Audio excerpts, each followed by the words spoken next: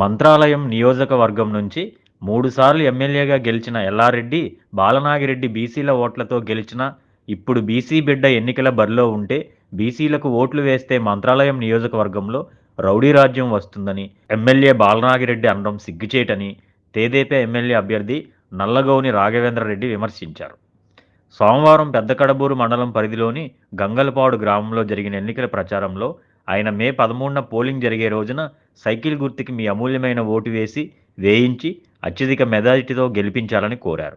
ప్రభుత్వం వేసిన రోడ్లే ఈ రోజు ఆ రోడ్ల మీద నడుస్తున్నాం తప్ప వైఎస్ఆర్సీపీ నేను ఈ పని చేశాను, ఈ పలానా వీధిలో రోడ్ వేసానని చెప్పుకోవడానికి కూడా లేదు. అటువంటి వాళ్ళు బీసీల గురించి మాట్లాడతారు. మళ్ళీ రేపు ఈ ఊరికి వస్తాడు, నాకు ఓటు వేస్తే చల్లగా బతుకుతారంట, అతనికి ఓటు వేస్తే చల్లగా బతుకుతారంట ప్రజలు. అంటే ఇతరులకు ఓటు వేస్తే చల్లగా బతకలేమా? పల్లెల్లో చెప్పుకొని తిరుగుతాడు. కొద్దిగానే ఉండాలి చెప్పేటప్పుడు. బీసీలు అంటే రౌడీలు అంట. అంటే బీసీలు ఓట్లు వేసుకునేటప్పుడు రౌడీలు కనపడరా? ఇట్లా తయారైపోయినాడు ఎమ్మెల్యే గారు. కాబట్టి ఈ నియోజకవర్గంలో ప్రతి 15 సంవత్సరాల నుంచి గెలిపించుకున్నాం. అభివృద్ధి అనేది శూన్యం.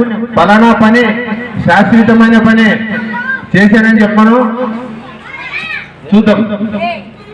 ఏ గ్రామానికైనా ఏ మండలానికైనా, కౌతాలం మండలంలో కనీసం హాస్పిటల్ లేదు. అటువంటి పరిస్థితి. కాబట్టి మనమందరూ 15 సంవత్సరాలు ఇదే గ్రామానికి తాగునీటి సమస్య ఉంది.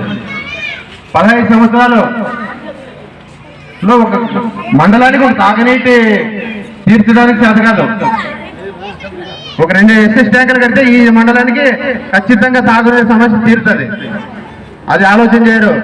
ఈ మండలంలో ఏ గ్రామంలో గవర్నమెంట్ ల్యాండ్ ఉంది, ఏ మండలంలో గవర్నమెంట్ ల్యాండ్ ఉంది, ఎక్కడ కబ్జా చేద్దామనేది తప్ప వాళ్ళ ఆలోచనలు, వాళ్ళ నాయకులు, వాళ్ళ కార్యకర్తలు, వాళ్ళ ఎమ్మెల్యేలు కానీ ఇది ఆలోచన చేస్తారు. కానీ అభివృద్ధి చేద్దామనే ఆలోచన ఎవరికి లేదు. కాబట్టి మనం ఆలోచన చేసుకోవాలా.